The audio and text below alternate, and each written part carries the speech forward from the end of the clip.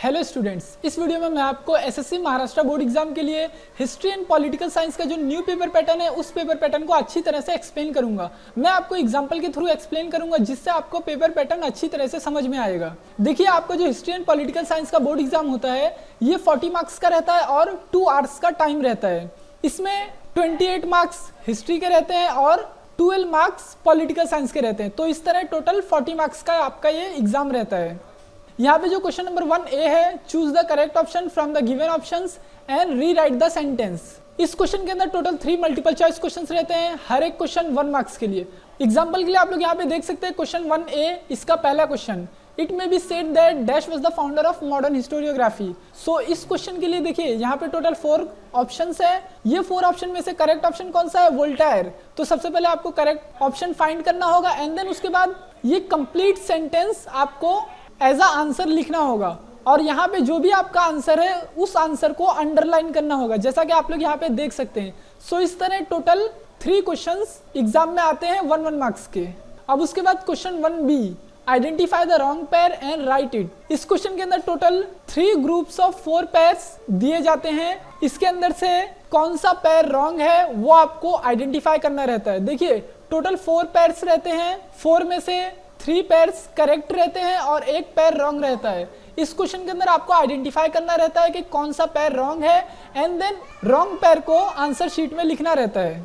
आप लोग यहाँ पे एग्जांपल देख सकते हैं। Question B, identify the wrong pair in the following and rewrite it. देखिए, टोटल 3 मार्क्स के लिए है क्योंकि टोटल 3 क्वेश्चन है। पहला क्वेश्चन आप लोग देख सकते हैं, यहाँ पे टोटल 4 पेयर्स गिवन है। ये 4 पेयर में से कौन सा पेयर रॉन्ग है ये आपको आइडेंटिफाई करना है। यहाँ पे जो 3rd पेयर है ना, ये रॉन्ग है, तो 3rd पेयर को आपको आंसर में लिखना होगा। आपको इसे करेक्ट करने की जरूरत नहीं है, बस जो रॉन्ग पेयर है उसे आंसर में लिख देना है। उसके बाद यहाँ पे देखिए सेकंड क्वेश्चन में भी यहाँ पे टोटल 4 पेयर्स गिवन है। 4 में से कौन सा रॉन्ग है उसे आपको आंसर में लिखना है। थर्ड क्वेश्चन, थर्ड में भी यहाँ पे 4 पेयर्स गिवन है, कौन सा रॉन्ग है उसे आपको आंसर में लिखना है। सो इस तरह टोटल 3 क्वेश्चन रहते हैं, हर एक क्वेश्चन 1 मार्क्स के लिए। अब उसके बाद question 2A, do as directed. इस क्वेश्चन के अंदर टोटल 3 एक्टिविटी बेस्ड क्वेश्चन रहते हैं, हर एक क्वेश्चन 2 मार्क्स के लिए। आपको 3 में से एनी 2 अटेम्प्ट करना रहता है। एग्जाम्पल आप लोग यहाँ पे देख सकते हैं। Question 2A, complete the following concept chart और मैप एनी 2। टोटल 3 गिवन है, 3 में से एनी 2 को आपको अटेम्प्ट करना है। पहला क्वेश्चन आप लोग देख सकते हैं, complete the following concept chart. यहाँ पे कॉन्सेप्ट चार्ट गिवन है, इसे आपको कंप्लीट करना है। उसी तरह second question, complete the following concept map international outdoor games.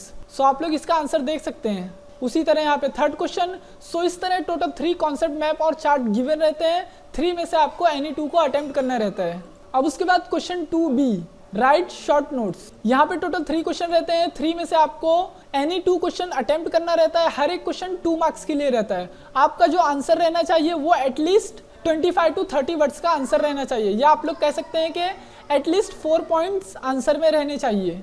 Example देख लेते हैं। यहाँ पे देखिए question B, right short notes any 2। Total 3 है, 3 में से एनी 2 का आपको आंसर देना है। पहला NLC स्कूल, यहाँ पे आप लोग देख सकते हैं आंसर में टोटल 5 पॉइंट्स है। उसके बाद सेकंड, स्पोर्ट्स एंड मूवीज, यहाँ पे भी आप लोग देख सकते हैं आंसर में टोटल 4 पॉइंट है। उसके बाद यहाँ पे थर्ड क्वेश्चन। सो इस तरह टोटल 3 क्वेश्चन रहते हैं शॉर्ट आंसर के लिए। आपको क्या करना है? एनी 2 का आंसर देना है, हर एक क्वेश्चन 2 मार्क्स के लिए। अब उसके बाद question 3, explain the statements with reason. इस क्वेश्चन के अंदर आपको टोटल 4 स्टेटमेंट दिए जाएंगे, 4 में से एनी 2 स्टेटमेंट को आपको एक्सप्लेन करना है। आपको आंसर में एटलीस्ट कम से कम 2 रीजन जरूर लिखना है और आपका जो आंसर रहना चाहिए उसमें जो भी क्वेश्चन के अंदर स्टेटमेंट गिवन है वो स्टेटमेंट या तो आंसर के स्टार्ट में आना चाहिए, देखिए, या तो बिगनिंग ऑफ द आंसर या तो आंसर के एंड में आना चाहिए। एग्जाम्पल मैं आपको दिखाता हूँ जिससे आपको अच्छी तरह से समझ में आएगा। देखिए यहाँ पे है, explain the following statement with reason. पहला question, Foucault called his method the archaeology of knowledge. ये स्टेटमेंट गिवन है, आपको इसे एक्सप्लेन करना है। तो आप लोग यहाँ पे देख सकते हैं कंप्लीट एक्सप्लेनेशन है। और यहाँ पे आप लोग अगर 4th पॉइंट देखें, hence his method is called the archaeology of knowledge. मतलब यहाँ पे जो भी स्टेटमेंट गिवन था उस स्टेटमेंट को यहाँ पे लास्ट में आपको रिपीट करना है। जरूरी नहीं है कि आप लोग एज इट इज रिपीट करें। देखिए यहाँ पे थोड़ा सा मॉडिफिकेशन के साथ रिपीट हुआ है, लेकिन रिपीट होना चाहिए। या तो स्टेटमेंट आंसर के स्टार्ट में आना चाहिए या आंसर के एंड में आना चाहिए। Second question, the method of history useful in the research of many subject. इस क्वेश्चन का भी अगर आप लोग आंसर देखेंगे तो देखिए यहाँ पे स्टेटमेंट स्टार्ट में ही रिपीट हुआ है। उसके बाद third question, it is necessary to preserve the tradition like Chitrakathi which is on the verge of extinction.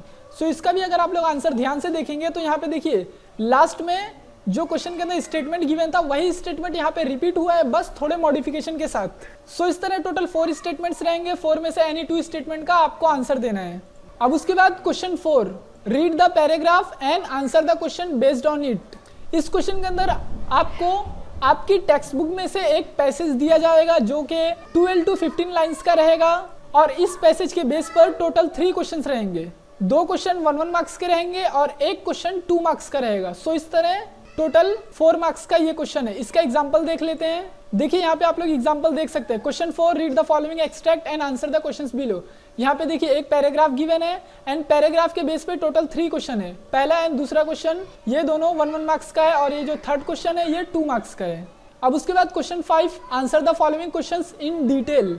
यहाँ पे टोटल 4 क्वेश्चंस रहेंगे, हर एक क्वेश्चन 3 मार्क्स के लिए।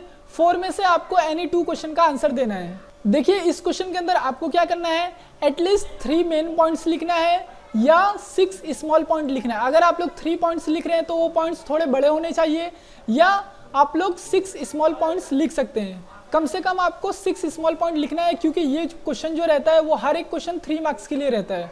उसके बाद हम लोग यहाँ पे एग्जाम्पल देख लेते हैं आंसर इन डिटेल का। देखिए यहाँ पे फर्स्ट क्वेश्चन है, इसका आंसर आप लोग देख सकते हैं यहाँ पर टोटल 6 पॉइंट्स है आंसर के अंदर।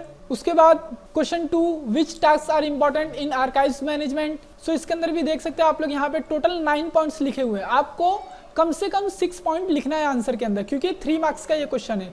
उसी तरह third question and fourth question. So इस तरह टोटल 4 क्वेश्चन रहेंगे, 4 में से एनी 2 का आंसर देना है, हर एक क्वेश्चन 3 मार्क्स के लिए। क्वेश्चन नंबर 6 से दोस्तों आपका पॉलिटिकल साइंस का स्टार्ट होता है। क्वेश्चन नंबर 5 तक के जितने भी क्वेश्चंस आते हैं ये सभी हिस्ट्री के रहते हैं और क्वेश्चन नंबर 6 से पॉलिटिकल साइंस के क्वेश्चन स्टार्ट होते हैं। क्वेश्चन 6 से choose the correct option from the given options and rewrite the sentence. ये 2 मार्क्स का क्वेश्चन है। इसके अंदर 2 मल्टीपल चॉइस क्वेश्चंस रहेंगे, हर एक क्वेश्चन 1 मार्क्स के लिए। जैसा मैंने अभी आपको हिस्ट्री में बताया सेम आपको यहाँ पर भी करना है। मैं आपको एग्जांपल यहाँ पे दिखा देता हूँ। देखिए यहाँ पे पहला question, dash has a power to make changes in the constitution. आपको क्या करना है, 4 ऑप्शन है, चारों ऑप्शन में से कौन सा करेक्ट ऑप्शन है उसको आंसर में आपको लिखना है यहाँ पे कंप्लीट सेंटेंस के साथ और आंसर को अंडरलाइन भी करना है। जो भी आपका आंसर है उसको अंडरलाइन करना है।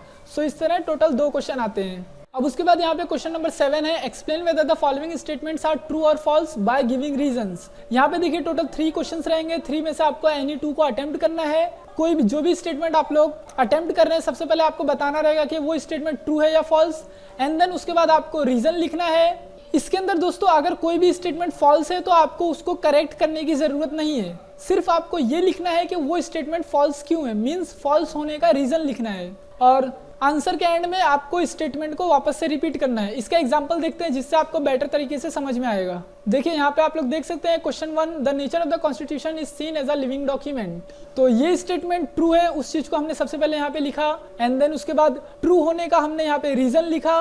रीजन लिखने के बाद आप लोग देख सकते हैं कि आंसर के एंड में यहाँ पे जो भी स्टेटमेंट गिवन था उस स्टेटमेंट को यहाँ पे रिपीट किया गया है। उसके बाद दोस्तों आता है question number 8A, explain the concept anyone. यहाँ पे टोटल 2 क्वेश्चन रहेंगे, 2 में से आपको कोई एक करना है। आपका जो आंसर रहना चाहिए वो 25 to 30 वर्ड्स का रहना चाहिए, या आप लोग कह सकते हैं कि एटलीस्ट 4 पॉइंट्स रहने चाहिए क्योंकि आपका जो क्वेश्चन है ये 2 मार्क्स का है।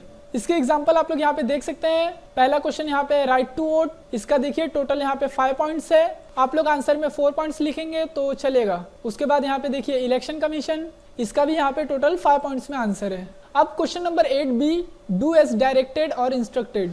यहाँ पर भी टोटल 2 एक्टिविटी बेस्ड क्वेश्चन रहेंगे, 2 में से आपको कोई एक करना है, हर एक क्वेश्चन 2 मार्क्स के लिए रहेगा। इसका एग्जांपल आप लोग यहाँ पे देख सकते हैं। Question number 1, complete the following concept map. यहाँ पे एक कॉन्सेप्ट मैप गिवन है, रीजनल पार्टीज इन महाराष्ट्र। तो यहाँ पे 4 बॉक्सेस एम्प्टी है, आपको एनी 4 रीजनल पार्टी जो महाराष्ट्र में है उसके नेम यहाँ पे लिखना था। तो इस तरह टोटल 2 कॉन्सेप्ट मैप है, 2 में से आपको किसी एक का आंसर देना है। अब उसके बाद यहाँ पे question number 9, explain the concept. यहाँ पे देखिए टोटल 2 क्वेश्चन रहेंगे, 2 में से आपको किसी एक का आंसर देना है।